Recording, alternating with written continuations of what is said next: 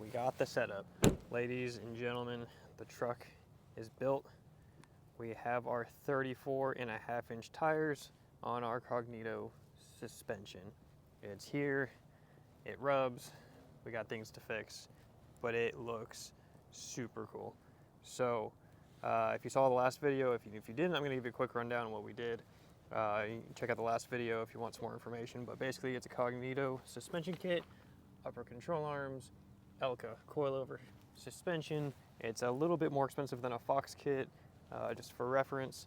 And then, so 3 inches in the front, 2-inch block in the rear, and then Elka shock to match in the back.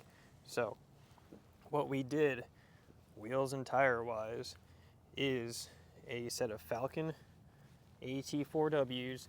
These are super heavy. They're load range E, but this is the size I wanted. I wanted a 295/70 on an 18-inch wheel. These are the Method double black NV 305 wheels in a positive 18 offset. And so not zero, we got positive 18, and they still stick out just a hair, exactly how I wanted it, just flush. So that way, you can see the tire a little bit, but it's not throwing stuff down the side of the truck. So 18-inch wheel, and the positive 18s, they do break the brake caliper. If you're familiar with the Sierra and Silverado, these brake calipers have this little bump on it. It makes it really hard to clear certain wheels. So positive 18, it does in fact fit. So this is going to be an overview video. We're going to do more in-depth testing, miles per gallon, off-road, the whole thing.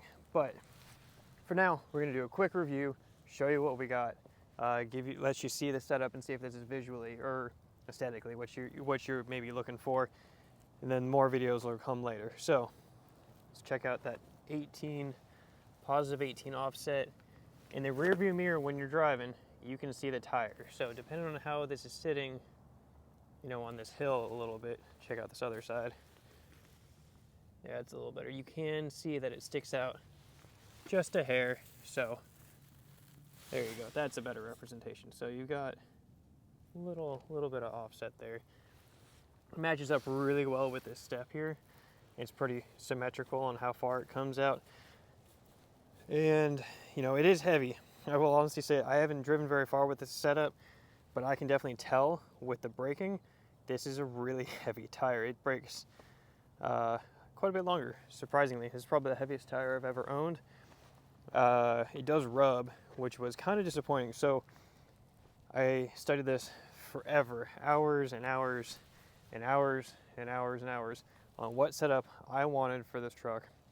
A 295/70/18 on a positive 18 offset doesn't rub for almost every single setup. Now the thing is, Falcon tires run larger, and these run about a ½ inch bigger than the standard 295/70/18. And I knew that going into it, but there are so many setups like this that didn't rub, specifically with the Nitto Ridge Grappler that runs a little bit smaller actually. This is actually catching pretty decently on the mud flap here. I'm gonna mess with it and see if I can't hammer that back. Mud flap delete kit actually won't do much for what this is. I may end up just cutting that section out, will probably be the solution, because the delete kit just takes care of this, which is where a lot of other 35s, zero offsets will rub other places. This is kind of catching in the back. I'll move the tire here in a little bit and show you what that looks like. We did go ahead and do black lug nuts. Don't forget to do, get your colored lug nuts, because that's going to be super goofy with chrome lugs. This is the raised lettering on the outside of the Falcon tire. On the other side, these letters are just flat. I just think it gives it a little bit more aggressive look. The sidewall is the same on both sides, but it's just the lettering, so it gives it a little something extra to make it pop. So why I wanted Falcons? I wanted snow rated tires. It was between this Ridge Grappler and the KO3s. Ridge Grappler is not snow rated. On the KO3s, I honestly just don't like the sidewall. The sidewall on the KO3s feel like it has like a hard stop up here, and I like the aggressissive look with a regular all-terrain tire that's going to last a long time. And these just kind of fit the bill a bit better. I think they look great. I had a set of AT3Ws I think I had them for like 70, 80,000 miles, something ridiculous. And these are loaded E-range, so these are a bit rougher and tougher, but they're also going to last forever. So if you can deal with a harsher ride, you know, all good. Let's see, these double blacks are matte black in the middle, shiny black on the outside. Kind of gives it something a little bit more unique, because obviously white and black is pretty played out. But I think this looks pretty good. Give you a couple angles when we're walking around here. I really wanted to keep the mud flaps in place because my truck does see, you know, some different varying conditions, and I wanted to take care of the truck as long as I can. So I'm going to try to preserve that mud flap if I can. If not, I was going to put some like rock block mud flaps, but that's not going to solve the problem. I still need to cut that section. Definitely subscribe, because these fog lights right here, we got a really cool high-powered off-road light alternative with some cool like amber running lights. Super excited to get that put on. I think this looks super balanced, really. You can put 35s on it, but I don't think it's going to look much different. These are like 34 and a halves. They're a little bit skinnier than a 35 1250, but I don't think there's really much of a reason to go out of your way to cut to make a 35 fit when you've got that. That looks awesome. And if you don't put the 2-inch block in the rear on this Cognito suspension, you're going to squat a little bit.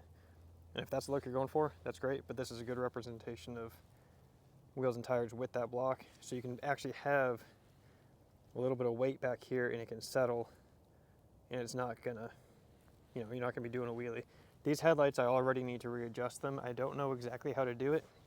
When I learn how to do it, I'll put up a video, but I'm definitely blinding people. These headlights are awesome, super bright, but it also means I feel really bad for people in cars, because I can empathize with them when you have that massive power coming into your windshield. Is just blinding, and it's not a great scenario for anybody. So we'll put a video on that, how to fix that, because I am not the only person that needs to do that. Plenty of lifted trucks out there need to be correcting their headlights. I never used to do it, and then I got older and I started to have more sympathy for the other for the other drivers. So leave your comments down below. Let me know what you think about the setup. I really, really like it. I think it looks proper. I think it's very like stout. It's mature looking. It's not very, I don't feel like it looks like a young person's truck, but I think this is a good medium between a lot of different potential setups. And that side view is just, I think this is the view that just takes it. I think that looks awesome. So lots more videos to come on this truck and this setup. We have miles per gallon, we have performance, daily drivability with this type of setup. We have off-road testing, we have off-road lighting installs to go. We'll do some camping videos, driving across the country here pretty soon, so that'll be a whole nother thing, probably really pretty soon. We'll see how these heavy tires do across the country.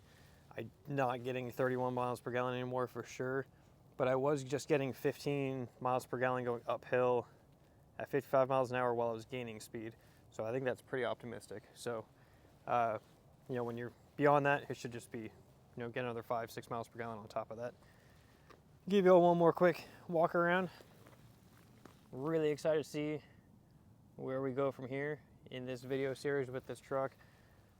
Possibilities are endless. Bumper companies hit me up. We can do something sweet up front. Hopefully, you know, if I was gonna go Addictive Desert Designs or something like that, hit me up. Need some rear lighting, some auxiliary lighting. Got a couple different companies that make some products right here on and around the hitch. So I think the sun's going down. I think we're just about out of time. So if you have any questions, leave them down below. Otherwise, we're gonna see you on the next video. Lots of videos to come with this truck now, so we'll see you on the next one. Peace.